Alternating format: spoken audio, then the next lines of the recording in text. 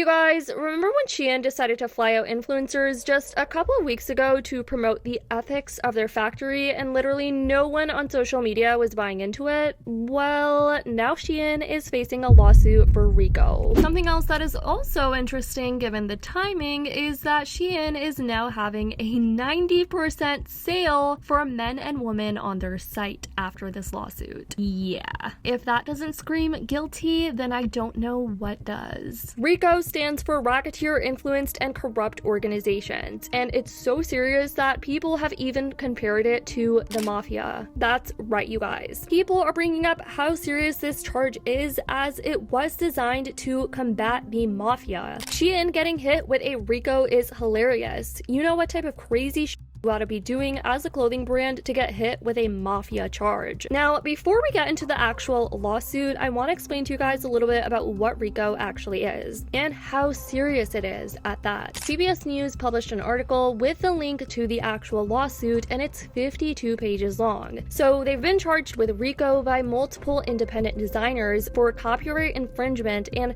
this TikToker summed up pretty well what that charge entails. SHEIN caught a RICO charge? SHEIN, the fast fashion company. You know the one you recently saw those influencers travel all the way to China to like walk around that warehouse and that factory, be like, oh, SHEIN's so ethical. This is the best way to do fast fashion. Look, they have so many women employees here at this sweatshop. That organization is being charged with a RICO violation through a lawsuit. RICO stands for Racketeer Influence and Corrupt Organizations. That is a charge that was originally created to combat the mafia, is now being used against SHEIN. Basically, a bunch of independent artists are suing SHEIN because so much of their artwork and designs have been stolen and then sold through SHEIN.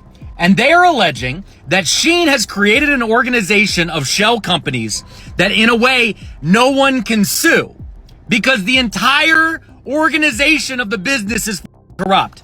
So basically, they have shell company A sitting all the way over here, and they steal the design.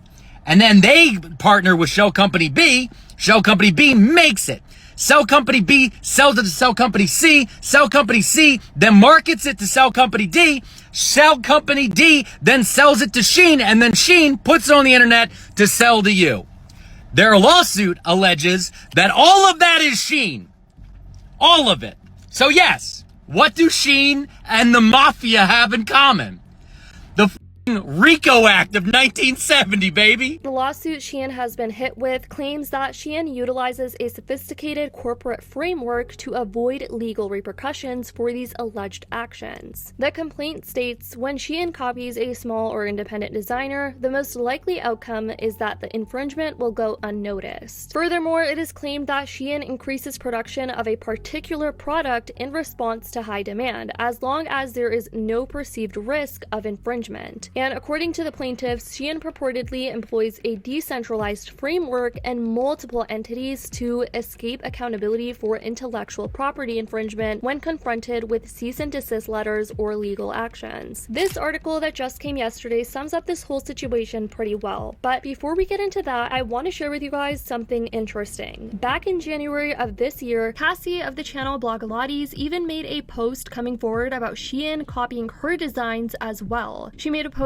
on her Blogilates blog page, and she was pretty upset. She said, "SHEIN stole my design, so I'm spilling all the tea and it's piping hot." Well, it finally happened. They stole my design. SHEIN stole my design. I wish I could say I can't believe it, but actually I can. I've seen numerous videos and articles written about SHEIN straight up robbing independent designers' designs, but guess what? As much as the comments may show sympathy and anger, it's the dollar that speaks the loudest in the end. SHEIN is now worth over $100 billion, which, to give you some perspective, is more than Zara and H&M combined. There's so much I have to say on this topic, but let's start with the design theft. Last night, I was relaxing on the couch with Sam after dinner, and then he says, "Oh my god." I turn quickly and say, "What? What?" He's silent for a second and doesn't want to show me his phone, but then I see a hint of some black skirt on his screen. I demand him to give his phone to me, and there it was. The moment I knew would one day come, but the moment I hadn't actually prepared prepared for. In my hand stood this DM from a fan. Girl, SHEIN stole your design. SHEIN stole my pirouette skirt design. In that moment, my heart paused. I didn't know how to feel because 1, I knew this would happen one day, 2, but then it actually happened and I wasn't ready. On the other hand, I was thinking, is this some twisted right of fashion designer passage? Like, should I be flattered? But it's kind of hard to be when you were just robbed in broad daylight. She said, on August 15, 2022, I posted a video of me explaining how I came up with the pirouette skirt. I had no idea if you guys would love it or hate it. To my surprise, it went crazy viral, 26 million views on YouTube, and completely sold out in a matter of days. She said that she released the skirt on January 5th of 2023 after working on it about 5 months later, and then just a few weeks later on January 28th, SHEIN released their version. Ready for this? Here we go. My original design and then SHEIN stealing my design. She also posted this photo comparing her design and then what SHEIN came out with when it came to the pocket in the skirt. She said, wait, hold on. Not only did they copy the pocket, they also copied the entire styling of that photo. The way she was modeling and everything. I'm gonna leave this girl's blog link down below because there's so much more designers that came out and tweeted out about SHEIN, and there's so much more detail in this vlog. So I'll leave it linked down below for you guys to check out. Now, let's get into the actual lawsuit. There have been numerous articles reporting on this lawsuit, but this one reads, on July 11th, lawyers Jeffrey, David, and Antoinette filed a legal complaint against SHEIN on behalf of artists Krista Perry, Larissa Martinez, and Jay Barron that aims to punish the retailer through the RICO Act, a policy established in 1970 to take down organized crime outfits. Among the other well-founded charges made in the RICO citing document, the artists and their legal team are accusing SHEIN of intentionally selling mimicries of their intellectual property. They posted this photo of a designer's art that they made, and then they posted this photo from SHEIN's website where they were selling the alleged design as wall art. The RICO Act filing provides ample evidence of that fact, though this is hardly the first time that SHEIN has been accused of artistic theft, or the second time, or the third time. So, how can SHEIN be made accountable with the RICO Act? Simply put, SHEIN's management has shrewdly broken the fast fashion company into a plethora of semi-related shell companies, affiliated conglomerates, and international holdings groups. There isn't a singular entity called SHEIN. The brand instead comprises a host of entities that the aforementioned legal filing describes as a Byzantine shell game of a corporate structure. Yeah, so it seems like a lot of sketchy things in order to try and avoid this type of charge. But it seems like it's too late for SHEIN now. This technique allows SHEIN to avoid scrutiny and optimize its taxes, as Swiss watchdog group Public Eye explained in a detailed report, which also delves into SHEIN's ample human rights violations. It's interesting to see where they'll go about this. They're continuously posting on their Instagram, and they haven't addressed anything just yet. But I definitely want to know what you guys think about this in the comments down below. I love you guys so much, and as always, I'll see y'all in the next video.